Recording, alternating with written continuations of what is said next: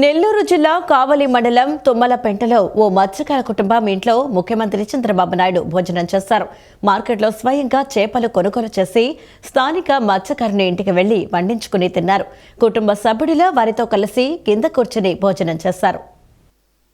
ముఖ్యమంత్రి చంద్రబాబు నిన్న శ్రీ పొట్టి శ్రీరాములు నెల్లూరు జిల్లా కావలి నియోజకవర్గంలో పర్యటించారు. కావలి మండలం తుమ్మలపెంట గ్రామంలో నిర్వహించిన మత్స్యకారుల సేవలో కార్యక్రమంలో పాల్గొన్న అనంతరం స్థానిక చేపల మార్కెట్ను సందర్శించి మత్స్యకారులతో మాట్లాడారు. అక్కడ ఉన్న మహిళా వ్యాపారుల నుంచి చేపలు కొనుగోలు చేశారు. మార్కెట్ సందర్శనకు వచ్చిన ముఖ్యమంత్రికి మత్స్యకారుడు తనంగారి బాబు, ఆయన కుమారుడు గిరి స్వాగతం పలికారు. సీఎం తమ మార్కెట్కు రావడం పట్ల మత్స్యకారులు, వ్యాపారులు ఆనందం వ్యక్తం చేశారు. మత్స్యకారుడు తానంగారి బాబుతో మాట్లాడిన ముఖ్యమంత్రి వారి జీవనోపాధి, చేపల వేట పరిస్థితులు, మార్కెట్లో చేపల విక్రయాలపై అడిగి తెలుసుకున్నారు. మత్స్యకారుల సేవలో పథకం ద్వారా ఏడాదికి అందుతున్న 20,000 ఆర్థిక సాయం తమ కుటుంబాలకు ఎంతో ఉపయోగపడుతోందని బాబు సీఎంకు వివరించారు. స్థానికంగా లభించే చేపల రకాల గురించి సీఎం ఆసక్తిగా అడిగి తెలుసుకున్నారు. మార్కెట్లో సందర్శన అనంతరం స్థానిక మత్స్యకారుడు తానంగారి బాబు ఆహ్వానం మేరకు సీఎం వారి ఇంటికి చేరుకున్నారు. ఈ సందర్భంగా మార్కెట్లో కొనుగోలు చేసిన చేపలు తీసుకుని వెళ్లారు. తానంగారి బాబు సతీమణి వెంకమ్మ ముఖ్యమంత్రి తెచ్చిన చేపలను తమ ఇంట్లో వండారు.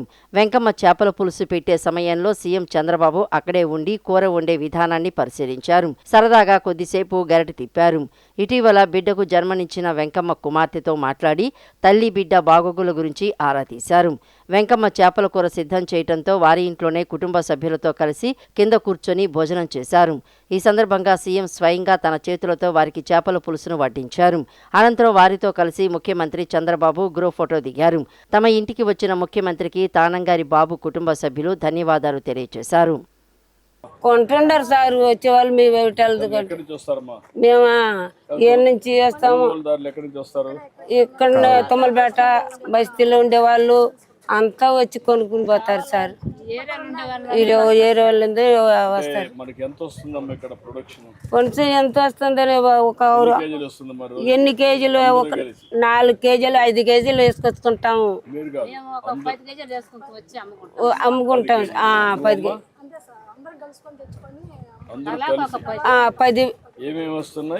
రొయ్యలు,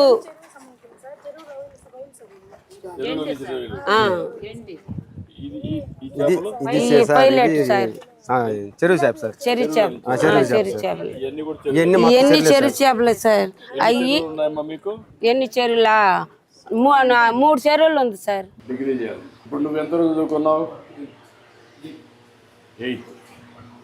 8th నిలిపేసాను. ఏంటి కారణం? ఏంటి? మీ నాన్న కష్టపడతావు అంటే నువ్వు చూసి నువ్వు సహకరించాలని చెప్పి నిలిపేసావు.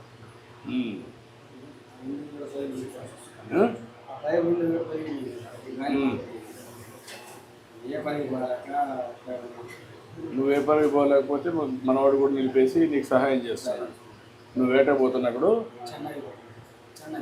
చెన్నైకి ఏం చేస్తావు? చెన్నైలో సముద్రంలో అక్కడ చెన్నైలో అక్కడ ఎంత ఇస్తారు? దాన్ని బట్టి ఇస్తారు. యావరేజ్ నీకు ఎంత వస్తుంది? 35 వస్తుంది. తాత ఉన్నప్పుడేమో బాగానే చేసేస్తాం. మా చిన్న పిల్లలు ఇప్పుడు ఇక్కడ మా ఊర్లో 160 కార్లు ఇచ్చారు సార్. నేను చిన్న పిల్లాడు సార్. గాలి వానలో కట్టించాడు సార్. అప్పుడే మాకు తెలుగుదేశం అని తెలిసింది సార్. ఇవాళ కాడ మాకు నువ్వంటే మా ఊళ్ళకి అభిమానం సార్. అది సార్ మాకు మా వాళ్ళకి కొద్దిగా దయచేసి సార్. వాళ్ళు ఇంజన్లు, పడవలు అందరికి వాళ్ళు అన్నీ పోయింది సార్.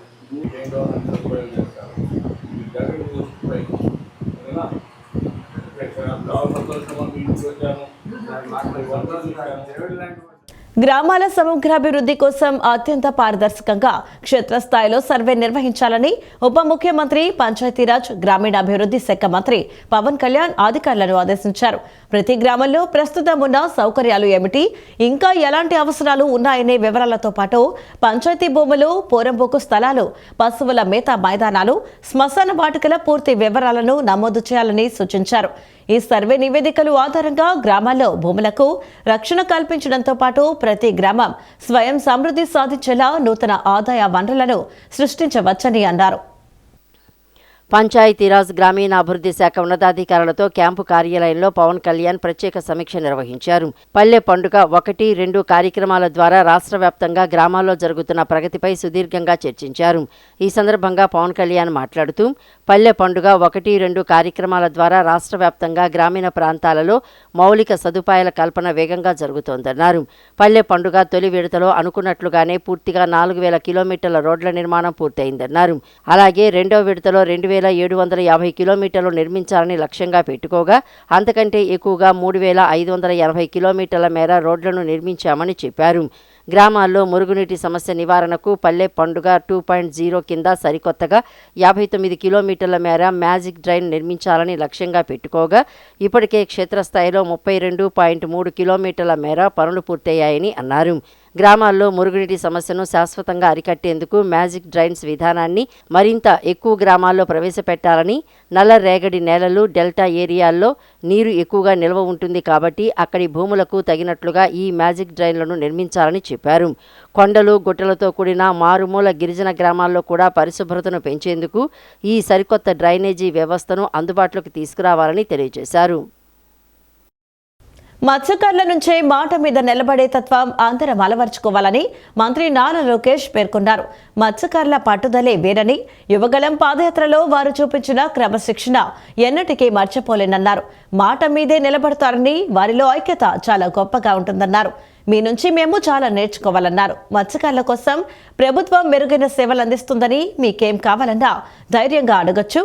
ఇది మన ప్రభుత్వం. ఏ సమస్య వచ్చినా మీరు ఇక్కడికి రావచ్చు, ఎలాంటి సహాయమైనా అడగచ్చని అన్నారు.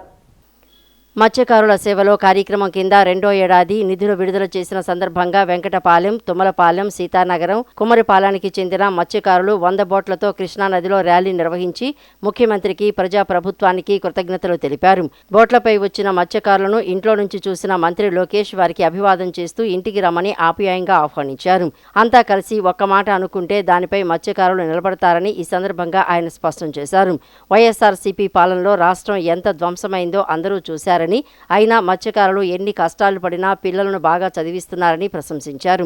మత్స్యకారులకు ఏ కష్టం వచ్చినా, ఏ సమస్య అయినా ఎప్పుడూ తన ఇంటి తలుపులు తెరిచే ఉంటాయని మంత్రి హామీ ఇచ్చారు. ఇంట్లో కూర్చోబెట్టుకుని మత్స్యకారులందరితోనూ ఆప్యాయంగా మాట్లాడి ఫోటోలు దిగారు.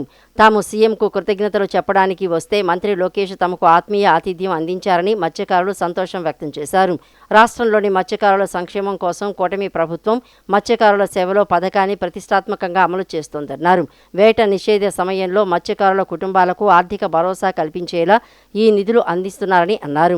తీర ప్రాంత భద్రతతో పాటు సముద్ర జాలర్ల సమస్యల పరిష్కారానికి ప్రభుత్వం సాంకేతిక పరిజ్ఞానాన్ని వినియోగిస్తోందని అన్నారు. డ్రోన్లు, పెట్రోలింగ్ బోట్లతో అక్రమ వేటను అరికట్టేందుకు చర్యలు చేపడుతున్నారని తెలియజేశారు. కానీ మిమ్మల్ని చూసినాక నేను ఈరోజు స్టన్ అయ్యా. ఎందుకంటే మనం అనుకోలేదు కదా, అట్లా అని వచ్చేసారు అందరూ. నేను పొద్దున్నేసి అందరూ వచ్చేయండి అప్పుడు తట్టింది, అరే మత్స్యకారుల సేవలో బాబు గారు బయలుదేరుతున్నారు కదా ఈరోజు, ఆయన పంపించడానికి వచ్చినట్టున్నారు అందరని. అప్పుడు ఫోన్ చేశారు, బాబు తప్పనిసరిగా అందరు కలిసిన తర్వాత నేను మీటింగ్కి వెళ్తానని చెప్తాం జరిగింది. చాలా సంతోషం.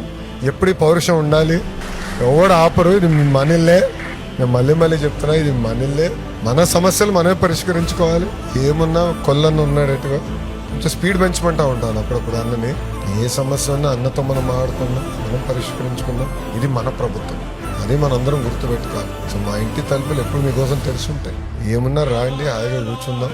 నేను అలాగే అటు ఇటు పరిగెడతా ఉంటే ఎవరో ఒకరు ఉంటారు. ఇంట్లో కానీ ఆఫీస్లో కానీ టీం ఉంటుంది.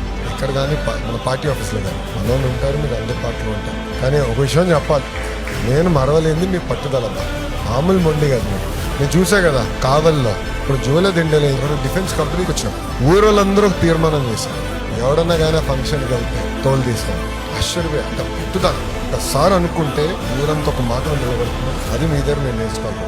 కంపెనీ కూడా ఈ సంవత్సరం ఆఖరి లోపల పనులు పూర్తి చేస్తారు. వాళ్ళు కూడా చెప్పిన, ఎందుకంటే తమిళలో వస్తున్నారు, మన ప్రాంతంలోకి వచ్చి బయటకు వస్తున్నారు, అది ఆపాలని కంపెనీలు చెప్పా. వాళ్ళకి బోట్ ఇవ్వని, దానికి ఏంటంటే మనుషులు వస్తున్నారు, అది ఆటోమేటిక్గా తిరుగుతూ ఉంటుంది ఆ కంపెనీ. సో బోట్లు కూడా డిఫెన్స్ ఉంది కదా, నేవీకి పైలట్లు వీళ్ళు కావాలి. ఈ బోట్లకు అవసరం లేదు, రూమ్ లో కూర్చొని ప్రోగ్రామ్ చేసి పెట్రోలింగ్కి వెళ్తా ఉంటుంది. వాళ్ళు ఒక బోట్ కూడా ఇవ్వరు. ఇస్తేనంటే అప్పుడు మన మత్స్యకారులకు ఇబ్బంది ఉండదు. కానీ ఇదే పట్టుదల మెయింటైన్ చేయండి, తగ్గేదే లేదు. ఇదే పట్టుదల ఉండండి, మీకు అండగా నిలబడే బాధ్యత మాది. ఓకేనా? రాబోయే రోజుల్లో ఏపీలో మినీ మార్టులను ఏర్పాటు చేయనున్నట్లు మంత్రి నాదెండ్ల మనోహర్ తెలిపారు. కంది, మినప, వారే సరఫరా చేసి మార్కెట్ కంటే తక్కువ ధరలో ఉండేలా ఏర్పాట్లు చేస్తారని నాదెండ్ల పేర్కొన్నారు. మిల్లెట్స్ ను మినీ మార్టుల ద్వారా అందుబాటులోకి తెచ్చేలా కార్యాచరణ చేపడతామని అన్నారు. నాణ్యమైన వస్తువులను తక్కువ ధరకు అందించేలా ఏర్పాట్లు చేస్తామని ధీమా వ్యక్తం చేశారు. రెండో రోజు ఢిల్లీ పర్యటనలో భాగంగా కేంద్ర మంత్రి ప్రహ్లాద్ జోషి ఉన్నతాధికారులతో మంత్రి నాదెండ్ల మనోహర్ సమావేశమయ్యారు. ఏపీకి సంబంధించిన పలు కీలక అంశాలపై వారితో చర్చించారు. అనంతరం ఆయన మీడియాతో మాట్లాడుతూ విశాఖ, విజయవాడలో సిబిడిసి ప్రక్రియకు అనుమతి వచ్చిందని కేంద్ర మంత్రులతో నిర్వహించిన సమావేశం అనంతరం మంత్రి నాదెండ్ల మనోహర్ వివరించారు. మరో నెల రోజుల్లోనే సిబిడిసికి సాంకేతికత, డేటా సేకరించుకొని ప్రారంభిస్తామని మంత్రి నాదెండ్ల స్పష్టం చేశారు. అదేవిధంగా రాబోయే రోజుల్లో 1000 మినీ మార్టుల ఏర్పాటుకు అధికారులు ముందుకొచ్చారని తెలియజేశారు. కంది, మినప, వారే సరఫరా చేసి మార్కెట్ కంటే తక్కువ ధరలో ఉండేలా ఏర్పాట్లు చేస్తారని నాదెండ్ల పేర్కొన్నారు. మిల్లెట్స్ను మినీ మార్టుల ద్వారా అందుబాటులోకి తెచ్చేలా కార్యాచరణ చేపడతామని అన్నారు. నాణ్యమైన వస్తువులను తక్కువ ధరకు అందించేలా ఏర్పాట్లు చేస్తామని ధీమా వ్యక్తం చేశారు. ముఖ్యంగా పౌర సరఫరాల నిర్వహణ, వినియోగదారుల సంక్షేమ కార్యక్రమాలు, ప్రజలకు పారదర్శకమైన సేవల అందచేత కేంద్ర రాష్ట్ర సమన్వయంపై చర్చ జరిగినట్లు తెలిపారు. ఈ సమావేశాల సందర్భంగా రాష్ట్ర ప్రజల ప్రయోజనాల పరిరక్షణకు ప్రభుత్వం అత్యంత ప్రాధాన్యత ఇస్తోందని, ప్రజలకు నాణ్యమైన, సమర్థవంతమైన సేవలు అందించేందుకు అవసరమైన చర్యలను వేగవంతం చేస్తోందని మంత్రి నాదెండ్ల మనోహర్ తెలియజేశారు. ఒక నిర్ణయం తీసుకున్నారు. ఒక 1000 మినీ మార్ట్స్ మన పౌర సరఫరాల శాఖ ద్వారా మన ఆంధ్రప్రదేశ్లో ప్రత్యేకంగా ఏర్పాటు చేసి వినియోగదారులకి నాణ్యమైన వస్తువులే కాకుండా ధరలు ఈ రోజుల్లో పెరుగుతున్న విషయం మీ అందరికీ తెలుసు. వాటిని ఎక్కడ కూడా మార్కెట్లో ఎక్కడా లేని విధంగా తక్కువ ధరలకి మనం అందించే విధంగా ఒక కార్యక్రమం కేంద్ర ప్రభుత్వం ద్వారా వారి సహకారంతో ఈ కార్యక్రమం కూడా ఇమీడియట్గా టేకప్ చేస్తున్న విషయం మీ దృష్టికి తీసుకొస్తున్నాం. అదేవిధంగా department of consumer affairs secretary గారు నిధి కరే గారితో కూడా సమావేశం ఏర్పాటు చేసుకున్నాం. ప్రత్యేకంగా కన్జ్యూమర్ అవేర్నెస్ మరింత ప్రజల్లో తీసుకెళ్ళడానికి, అందులో ముఖ్యంగా మన కాలేజెస్లోనూ పాఠశాలలో చదువుతున్న మన విద్యార్థులకు చిన్న వయసు నుంచే వాళ్ళకి కన్జ్యూమర్ అవేర్నెస్, కన్జ్యూమర్ రైట్స్ పెంచడానికి కోసం, కన్జ్యూమర్ ప్రొటెక్షన్ కోసం తీసుకోవాల్సిన చర్యలపైన వారితో సమావేశం ఏర్పాటు చేసుకున్నాం. వారు కూడా చాలా సానుకూలంగా స్పందించి ఈ సంవత్సరం మనం కేటాయించిన నిధుల్లో ఇంకా ఇంక్రీజ్ చేసి ఒక సస్టైన్డ్ క్యాంపెయిన్ తీసుకెళ్లే విధంగా ఒక కార్యక్రమం చేద్దాం అనే విషయం వారు ప్రస్తావించారు. ఈరోజు జరిగిన ఇంకో ముఖ్యమైన సమావేశం మన పెట్రోలియం న్యాచురల్ గ్యాస్ సెక్రటరీ గారు డాక్టర్ నీరజ్ మిట్టల్ గారితో, అదేవిధంగా జాయింట్ సెక్రటరీ సుజాత మిశ్రా గారితో, ఈరోజు సుజాత శర్మ గారితో ఈరోజు సమావేశం నిర్వహించాం. ముఖ్యంగా మనకి గత నెల జరిగిన కొన్ని సంఘటనలు, అంటే డీజిల్, పెట్రోల్ కొరత, ఎల్పిజి గ్యాస్ కొరత, ఏ విధంగా కొన్ని కమ్యూనికేషన్ గ్యాప్ వలన కూడా కొంతవరకు జాప్యం జరిగిందో వాటిపైన కొంచెం లోతుగా అధ్యయనం చేసి ఒక రిపోర్ట్ అందించడం జరిగింది. జగన్ రెడ్డి 5 ఏళ్ల పైశాచిక పాలనకు డ్రైవర్ సుబ్రహ్మణ్యం హత్య పరాకాష్ఠగా నిలుస్తుందని మంత్రి కోలు రవీంద్ర వ్యాఖ్యానించారు. వైకాపా ప్రభుత్వం అన్ని వర్గాలపైన కక్ష సాధింపు చర్యలకు పాల్పడిందన్నారు. ఎస్సీ, ఎస్టీ, బడుగు బలహీన వర్గాలపై చేసిన దాడులు, దుర్మార్గాలు ఇంకా వారి స్మృతి పదం నుంచి తొలగిపోలేదన్నారు. వైఎస్ఆర్ కాంగ్రెస్ పార్టీ ఎమ్మెల్సీ అనంతబాబు డ్రైవర్ అయిన దళిత యువకుడు సుబ్రహ్మణ్యాన్ని హత్య చేసి డోర్ డెలివరీ చేసి 4 ఏళ్లైన సందర్భాన్ని పురస్కరించుకుని మచిలీపట్నంలో బలరామునిపేటలో 5 ఏళ్ల వైఎస్ఆర్ కాంగ్రెస్ పార్టీ పాలనలో దళితుల నరకయాతన పేరుతో నిర్వహించిన కార్యక్రమంలో మంత్రి కొల్లు రవీంద్ర పాల్గొని మాట్లాడారు. వైఎస్ఆర్ కాంగ్రెస్ పార్టీ ప్రభుత్వం అన్ని వర్గాలపైన కక్ష సాధింపు చర్యలకు పాల్పడిందన్నారు. ఎస్సీ, ఎస్టీ, బడుగు బలహీన వర్గాలపై చేసిన దాడులు, దుర్మార్గాలు ఇంకా వారి స్మృతి పదం నుంచి తొలగిపోలేదన్నారు. సొంత పార్టీ ఎమ్మెల్సీపై కనీస చర్యలు తీసుకుని జగన్ నిందితులకు ఊరేగింపులు నిర్వహించేలా చేసి తన రాక్షసత్వాన్ని చాటుకున్నారని పేర్కొన్నారు. మాస్క్ అడిగినందుకు డాక్టర్ సుధాకర్, మద్యం అక్రమాల్ని ప్రశ్నించినందుకు ఓం ప్రతాప్ను పొట్టను పెట్టుకున్నారని అన్నారు. తోట చంద్రయ్య, అమర్నాథులను కిరాతకంగా హత్య చేశారని, ఇసుక అక్రమ రవాణా అడ్డుకున్నందుకు వరప్రసాద్కు పోలీస్ స్టేషన్లో గుండు కొట్టించారని, ఇవన్నీ మర్చిపోయేవి కావన్నారు. జగన్ పాలనలో చోటు చేసుకున్న హత్యలు, అత్యాచారాలు, దాడులు, భూములు లాక్కోవడం వంటి ఘటనలతో కూడిన దళితుల నరకయాతన కరపత్రాలను విడుదల చేశారు. దళితుల్ని, బీసీలని, మైనారిటీ వర్గాల మీద మరి దాడులు చేసినటువంటి విషయాన్ని మనం అందరం కూడా ఇప్పటికీ మర్చిపోలేకపోతా ఉన్నాం. ఇవాళ ఎవరైతే ఎమ్మెల్సీగా ఉన్నటువంటి అనంతబాబు డ్రైవర్గా ఉన్నటువంటి సుబ్రహ్మణ్యాన్ని హత్య చేసి ఇంటికి డోర్ డెలివరీ చేసి మరి ఆ రోజు వాళ్ళు చేసినటువంటి కార్యక్రమాలు ఇప్పటికీ దళిత సోదరులు ఆందోళనగానే ఉంది. ఆ రోజున మరి కేసును తారుమారు చేయడానికి జగన్మోహన్ రెడ్డి గారు చేసినటువంటి ప్రయత్నం, కానీ ఆ రోజు అతని మీద మరి ఎటువంటి చర్యలు తీసుకోకపోయినా ఇవాళ కూటమి ప్రభుత్వంలో చాలా సీరియస్గా ఆ కేసుని పరిశీలన జరుగుతూ ఉంటే సాక్షుల్నే మరి ఇవాళ ట్యాంపర్ చేసే కార్యక్రమానికి అనంతబాబు దిగినటువంటి సందర్భం, ఇవాళ బెయిల్ కూడా రద్దు చేయించినటువంటి పరిస్థితి ఈ కూటమి ప్రభుత్వం ఎంత నిబద్ధతగా ఉందనే దానికి ఇది ఒక నిదర్శనం. ఇదే కాదు, అనేక మంది దళిత సోదరులపైన, ముఖ్యంగా డాక్టర్ సుధాకర్ మాస్క్ అడిగిన పాపానికి సుధాకర్ని పిచ్చాణి చేసి చంపేసినటువంటి వ్యక్తి జగన్మోహన్ రెడ్డి ప్రభుత్వం. ఒక ఉన్నత విద్యావంతుడైనటువంటి వ్యక్తి, ఈ వ్యవస్థల మీద ఒక అవగాహన ఉన్నటువంటి వ్యక్తిని పిచ్చోని చేసి చంపేసినటువంటి విధానం నిజంగా చాలా దురదృష్టకరం.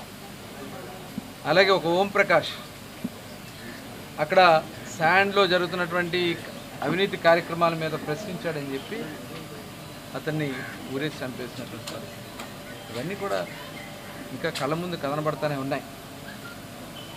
ఇవాళ కూటమి ప్రభుత్వం చాలా స్వేచ్ఛగా ఎవరికి ఎక్కడ ఏ సమస్య ఉన్నా బయటకు వచ్చి మాట్లాడగలిగినటువంటి పరిస్థితి కల్పించాం.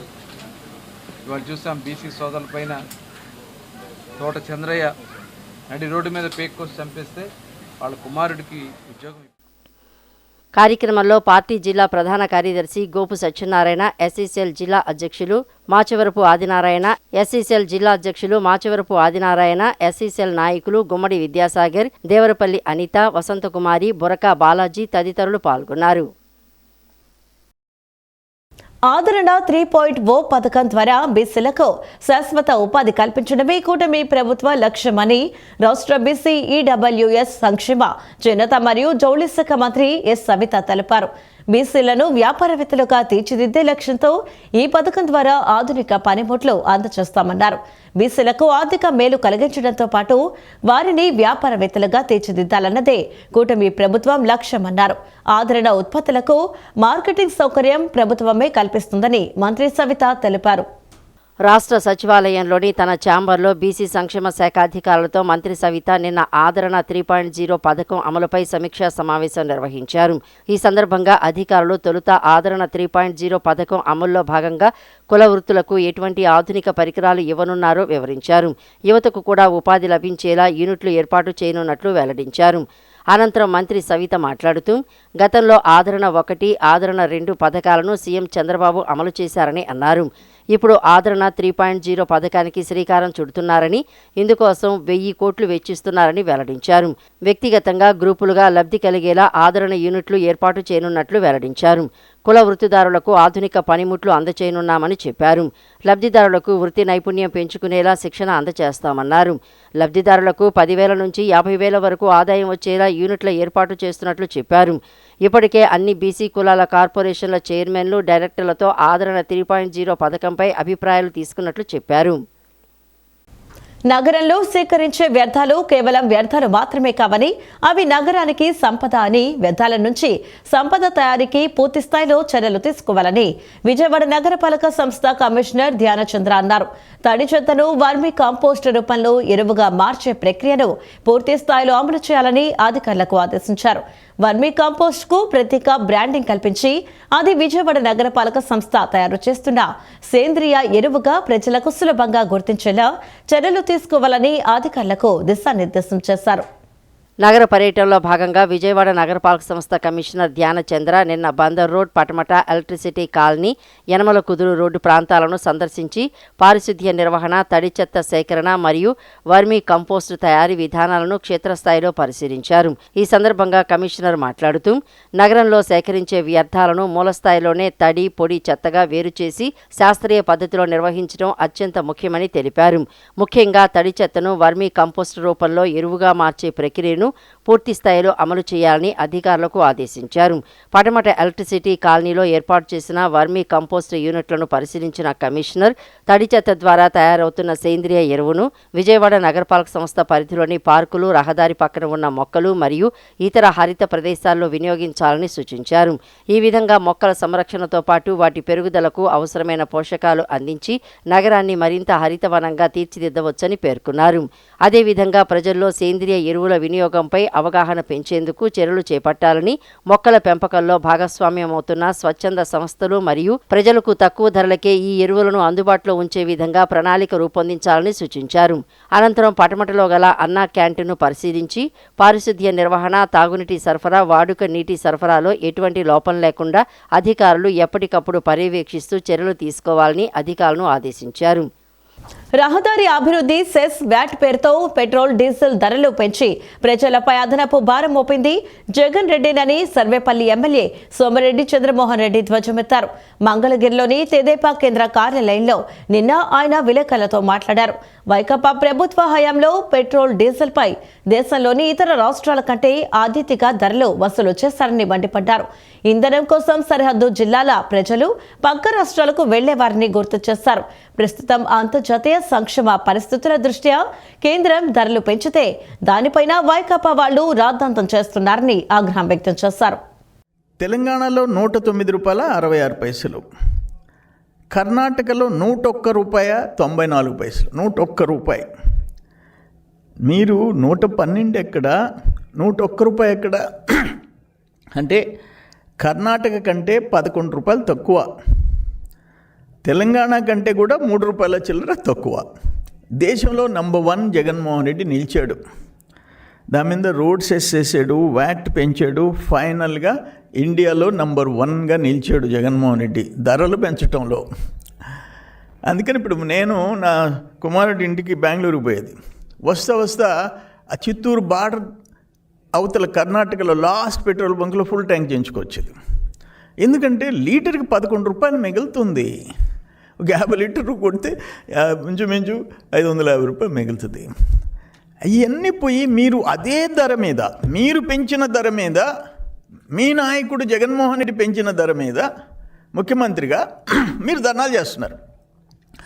మేము 1 పైసా పెంచామా ఈ 2 ఇయర్స్లో?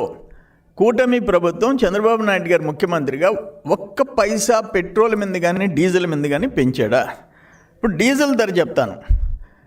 ఆంధ్రప్రదేశ్లో 99 రూపాయల 50 పైసలు వైసీపీ గవర్నమెంట్లో, కర్ణాటకలో 87 రూపాయల 89 పైసలు, అంటే మోర్ దెన్ 10 రూపీస్ తక్కువ. కర్ణాటక కంటే 10 రూపాయల కంటే ఎక్కువ రేటు.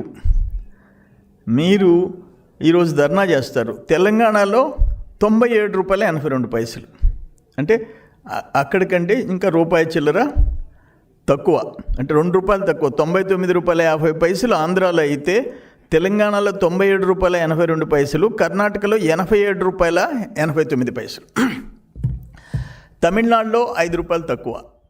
భూ సమీకరణలో పాల్గొనేందుకు రైతులకు ఇప్పటికే అవకాశం ఉందని AP CRDA commissioner V Vijayaramaraju తెలిపారు. భూసేకరణ ప్రకటనలో పేర్లు ఉన్నప్పటికీ సంబంధిత రైతులు నిర్ణీత గడువులోపు భూ సమీకరణలో పాల్గొనేందుకు అవకాశం ఉందని కమిషనర్ గ్రామసభలో స్పష్టం చేశారు. రాజధాని అమరావతి గ్రామాల్లో మౌలిక వసతుల అభివృద్ధికి ప్రణాళికలు సిద్ధం చేసి అమలు చేస్తున్నామని కమిషనర్ పేర్కొన్నారు. అమరావతి అభివృద్ధి ప్రాజెక్టులో భాగంగా నిర్మాణ పనులు వేగంగా జరుగుతున్నందున రాజధాని గ్రామాల రైతులు ఏపీ సిఆర్డీఏ అధికారులకు సహకరించాలన్నారు. ప్రజా రాజధాని అమరావతి నగర నిర్మాణం నిమిత్తం భూసేకరణ కార్యకలాపాలకై తుళ్లూరులో ఏపీ సిఆర్డీఏ ఆధ్వర్యంలో మంగళవారం గ్రామసభ జరిగింది. నిన్న జరిగిన గ్రామసభలో commissioner V Vijayaramaraju, additional commissioner A Bhargavateja హాజరయ్యారు. రాజధాని నగరంలో నిర్మిస్తున్న రహదారులు, ఎల్పీఎస్ జోన్లు తదితర అభివృద్ధి ప్రాజెక్టుల నిమిత్తం భూ సమీకరణ చేపట్టామని, సమీకరణకు కొందరు రైతులు, భూ యజమానులు ముందుకు రానందున రైతులతో పలుమార్లు చర్చించిన అనంతరం నిర్ణీత విధానంలో మాత్రమే ఇటీవల భూసేకరణ ప్రక్రియకై నోటిఫికేషన్ విడుదల చేశామని కమిషనర్ వివరించారు. రాజధాని అమరావతి గ్రామస్తులతో తరచుగా సమావేశాలు నిర్వహిస్తామని తుళ్లూరు గ్రామ సభలో కమిషనర్ చెప్పారు. ఆ సమావేశాలలో క్రితం సమావేశంలో చర్చించిన అంశాలపై ఏటీఆర్ను అధికారులు సిద్ధం చేయాల్సి ఉంటుందని అన్నారు. ఆధార్ బేస్డ్ ఓటీపీ ద్వారా పారదర్శకంగా టీడీఆర్ బాండ్స్ పంపిణీ చేసేందుకు సాఫ్ట్వేర్ సిద్ధం చేస్తున్నామని గ్రామస్తులకు కమిషనర్ చెప్పారు. ఎన్ఎస్పీ అమల్లో భాగంగా లేఅవుట్స్ సిద్ధం చేయాలని, అలాగే తుళ్లూరు పరిసర గ్రామాల లోపలికి సులభంగా చేరుకునేలా రహదారుల వ్యవస్థకే సర్క్యులేషన్ ప్యాటర్న్ సిద్ధం చేయాలని ఏపీసీఆర్డీఏ ఇంజనీరింగ్ అండ్ ప్లానింగ్ అధికారులను కమిషనర్ ఆదేశించారు. డ్రైనేజీ, పవర్ సప్లై తదితర మౌలిక వసతుల్లో ఉన్న సమస్యలపై పలువురు గ్రామస్తులు కమిషనర్కు ఫిర్యాదు చేయగా సంబంధిత అధికారులను తక్షణమే చర్యలు తీసుకోవాలని కమిషనర్ ఆదేశించారు. తుళ్లూరు తాడికొండ రోడ్డు నిర్మాణం పూర్తి చేయాలని పలువురు గ్రామస్తులు కోరగా ఆ యొక్క రహదారి ఆర్ఎండ్బి పరిధిలో ఉన్నందున గుంటూరు జిల్లా కలెక్టర్తో నిధుల అంశంపై చర్చించడం జరిగిందని కమిషనర్ చెప్పారు. కోస్తాంధ్ర జిల్లాలో ఉష్ణోగ్రతలు సాధారణ కంటే ఎక్కువగా నమోదవుతాయన్న వాతావరణ శాఖ హెచ్చరికలతో రాష్ట్ర ప్రభుత్వం అప్రమత్తమైంది. వచ్చే 7 రోజుల పాటు అన్ని పట్టణ స్థానిక సంస్థలు అత్యవసర వాతావరణ ప్రణాళికలను సిద్ధం చేసుకోవాలని, క్షేత్రస్థాయిలో సహాయక చర్యలను ముమ్మరం చేయాలని ఆదేశించింది. పురపాలక పరిపాలన, పట్టణాభివృద్ధి శాఖ ముఖ్య కార్యదర్శి ఎస్ సురేష్ కుమార్ ఈ మేరకు మున్సిపల్ కమిషనర్లకు మార్గదర్శకాలు జారీ చేశారు. వచ్చే 7 రోజుల పాటు అన్ని పట్టణ స్థానిక సంస్థలు అత్యవసర వాతావరణ ప్రణాళికలను సిద్ధం చేసుకోవాలని, క్షేత్రస్థాయిలో సహాయక చర్యలను ముమ్మరం చేయాలని పురపాలక పరిపాలన, పట్టణాభివృద్ధి శాఖ ముఖ్య కార్యదర్శి ఎస్ సురేష్ కుమార్ ఆదేశాలు జారీ చేశారు. ముఖ్యంగా మధ్య, ఉత్తర కోస్తా జిల్లాల అధికారులు మరింత అప్రమత్తంగా ఉండాలని సూచించారు. ఈ నెల 26వ తేదీ వరకు వడగాల్పుల తీవ్రత ఎక్కువగా ఉండే అవకాశం ఉన్నందున ఎండల బారిన పడే ప్రమాదం ఉన్న ప్రజలను రక్షించడానికి, పౌర సేవలకు అంతరాయం కలగకుండా చూడటానికి, వడదెబ్బ మరణాల నివారణకు తగిన చర్యలు తీసుకోవాలని ఆదేశించారు. ప్రజల్లో అవగాహన పెంచేందుకు మైకులు, సోషల్ మీడియా, వార్డు సచివాలయాలు, మున్సిపల్ వాహనాలు, మీడియా, ఎలక్ట్రానిక్ డిస్ప్లే బోర్డుల ద్వారా వడగాల్పుల హెచ్చరికలను విస్తృతంగా ప్రచారం చేయాలన్నారు. బస్టాండ్లు, మార్కెట్లు, కార్మికులు కూడే ప్రాంతాలు, ఆసుపత్రులు, పాఠశాలలు, అన్నా క్యాంటీన్లు, ఇతర బహిరంగ ప్రదేశాల్లో తాగునీటి సదుపాయాలు కల్పించాలన్నారు. ఇందుకోసం తాత్కాలిక వాటర్ కియోస్కులు, అవసరమైన చోట చల్లని నీడ ఏర్పాటు చేయాలని సూచించారు. పారిశుద్ధ్య కార్మికులు, బహిరంగ ప్రదేశాల్లో పనిచేసే శ్రామికులు, వీధి వ్యాపారులు, నిరాశ్రయులు, వృద్ధుల ఆరోగ్యాన్ని కాపాడేందుకు వైద్య ఆరోగ్య శాఖతో సమన్వయం చేసుకుంటూ వార్డు స్థాయి పర్యవేక్షణ బృందాలను అందుబాటులో ఉంచాలన్నారు. ఎండలు ఎక్కువగా ఉండే మధ్యాహ్నం వేళలో మున్సిపాలిటీకి సంబంధించిన బహిరంగ పనులను క్రమబద్ధీకరించాలని, పారిశుద్ధ్య సేవలు, తాగునీటి సరఫరా, నీటి నాణ్యత పరిశీలన నిరంతరం కొనసాగేలా చూడాలన్నారు. అత్యవసర సేవలు, ఫిర్యాదుల స్వీకరణ కోసం కంట్రోల్ రూములను నిరంతరం అందుబాటులో ఉంచాలని పేర్కొన్నారు. పరిస్థితి తీవ్రతను వివరిస్తూ మున్సిపల్ కమిషనర్లు అంతా క్షేత్రస్థాయి ఏర్పాట్లను ప్రతిరోజు స్వయంగా పర్యవేక్షించాలని ఎన్ సురేష్ కుమార్ స్పష్టం చేశారు. ఈ వార్తలు ఇంతటితో సమాప్తం. నమస్కారం.